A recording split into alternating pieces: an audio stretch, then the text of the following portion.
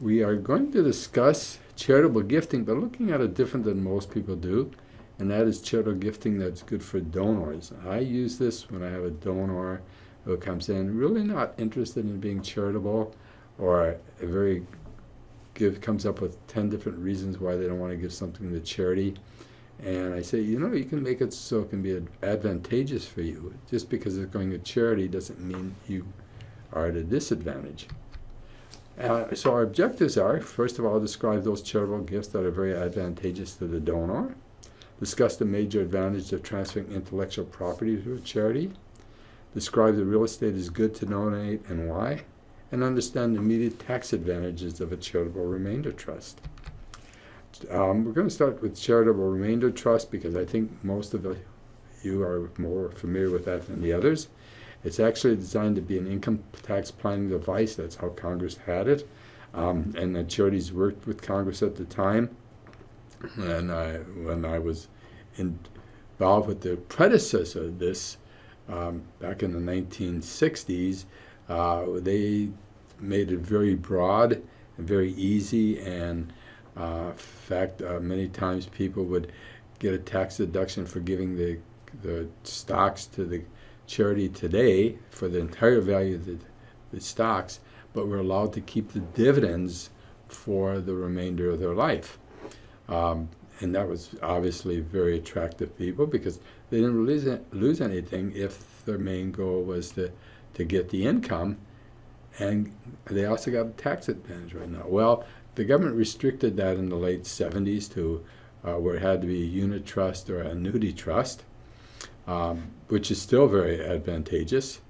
And certainly people who have money who want to be able to keep a source of funds now but give to charity can get an immediate charitable deduction with it.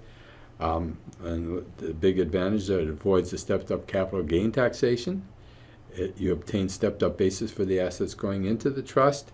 You get an immediate tax deduction, and the trust will not be subject to taxation. I mean, it's hard for people not to take advantage of that if you have a desire to get an annuity but don't need the basic asset. There are 4 variables that affect the amount of tax deduction, and again, I suggest that you have an enrolled agent or CPA you work with. Some charities have an expert that'll do this for you, but again, I always feel more comfortable when my own experts are working rather than the charity, because let's face it, I have an obligation, a fiduciary obligation to my client, and passing it all off to a charity is not exactly doing my fiduciary responsibility. First of all, the value of the assets put into the trust, which has to be determined many times by appraisal. The present value of payments the income beneficiary will receive, which is a matter of calculation based on IRS tables. The interest rate determined by IRS, and finally, the projected length of the trust. Again, CPAs and enrolled agents can be very helpful for you on this, and I would have them work directly with your charity. Types of charitable remainder trusts, both are irrevocable trusts and differ primarily in how the cash flow for the donor is calculated. The 2 that are alive today and survived the 1970s are the charitable remainder annuity trust, which provides a fixed annuity for the non-charity, and that's kind of an overstatement. There are situations where you can get slight adjustments, but basically it's a fixed amount for the non-charity during the period of time.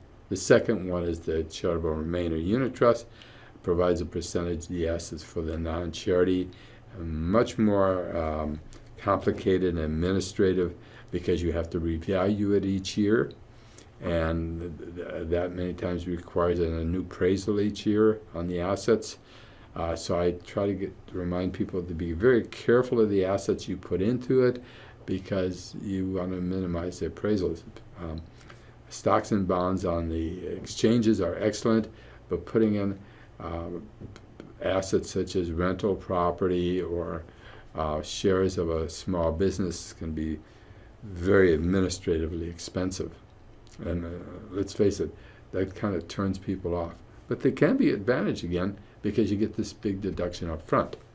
Another, because we're in an era where intellectual property is growing, it's booming, And it seems individuals who were in the past unable to get involved in it, all of a sudden getting involved in it because they get the ability to use the computer to come up with new ideas, can give it to charities. And I think it's a good idea when you have an idea that has a limited life, and you know it's got a limited life, or you should know it's got a limited life, and giving it away before the life ends. So for those who want intellectual property, don't use it. Charitable gifting may be profitable and easy transaction. We reviewed the ones that used for charitable gifting. They can be copyrights, patents, or royalties. Copyrights, first of all, cover ownership of creative products such as photography, music, art, videos, software, and drawings. And again, you might have some software that you developed that is unique today, but you know that the competition will pass you up next year. Again, has a big value today. Get it to a charity while it has that value before it goes away, and it's worth nothing to you. And I've advised several young entrepreneurs who came up with software to do this. Held for 1 year or longer, can qualify as long-term capital gain property, so that you take the fair market value to a public charity. You get the adjusted basis to a charity. If you create the copyright, only the actual cost of the raw material is deducted. So that's the Richard Nixon rule.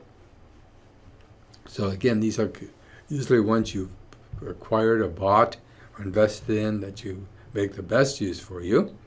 But even if it's your actual cost, it's something that they'll donate to the charity before it becomes useless because of competition. And again, the life cycle for a lot of products today is relatively short. Patents, fair market value patent is deductible for a charity, less any recapture or depreciation. Royalties, due to complexities beyond level of the course, only royalties worth gifting to charity are working level royalties, which cover gas and oil that has not yet been exploited. It is considered real property, and this can be a long-term capital gain property if held for 1 year. Excuse me. Real estate, undesired real estate that is difficult to sell may be a better candidate for charitable gifting.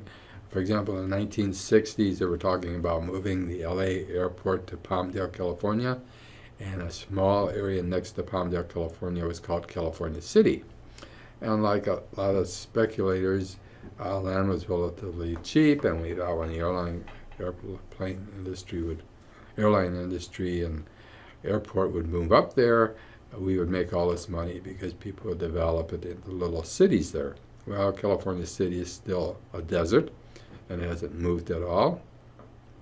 And for me, if I gave it away, I wouldn't lose anything other than paying the $30 a year taxes on it.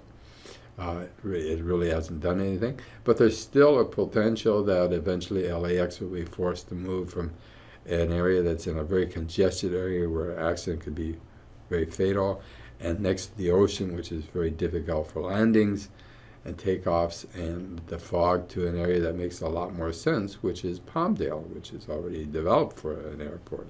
If so, the California City would be very valuable. But again, if I think it's going to develop, I don't want to give it up. If I don't think it won't develop, I'll give it up.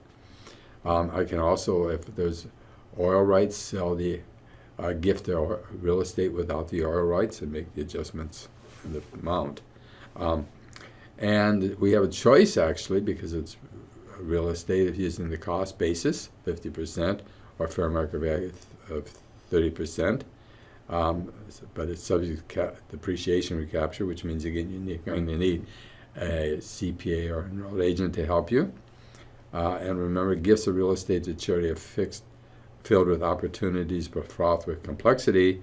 And I don't know who said that, but it's all over the place. And I've seen that in charitable documents. I've seen it in textbooks, etc.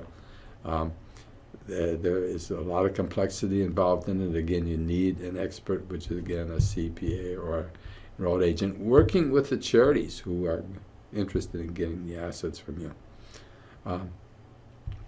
And I'm sure a lot of people have real estate they'd like to get rid of and get something for it, and that's where the charitable gifting to real estate is good. Tenants in common.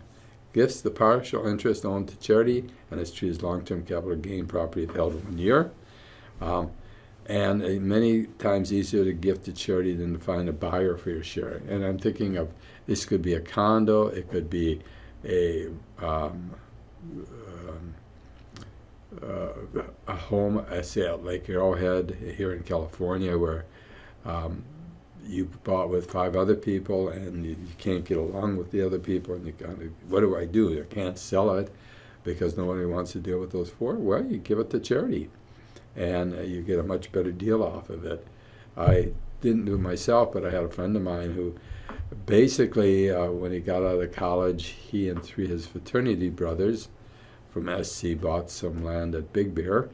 Bought a house at Big Bear, in which they were going to share each one the winter season and the summer season.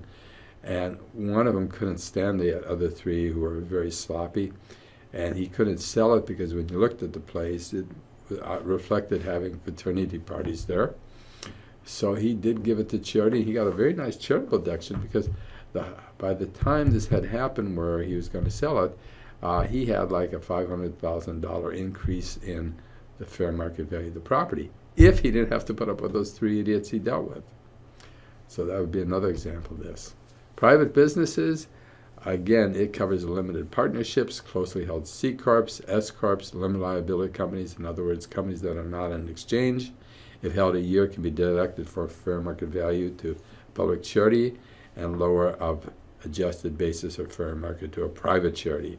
We'll get into more later on what a public charity is and a private charity, but again, there's differences in results. If the debt is assumed by the charity, it's treated as a bargain sale, which is really a benefit to the charity. Summary, the donor has a real benefit in many cases donating to a charity, getting rid of something they don't want at a very attractive price compared to what they'd probably get on the general market. The status of real estate makes a big difference when donating to a charity, and really does need expert assistance from accountants or enrolled agents. And in a volatile market, donating intellectual property to charity might be a great alternative, especially if you bought it or you bought into it rather than being the developer, such as a copyright.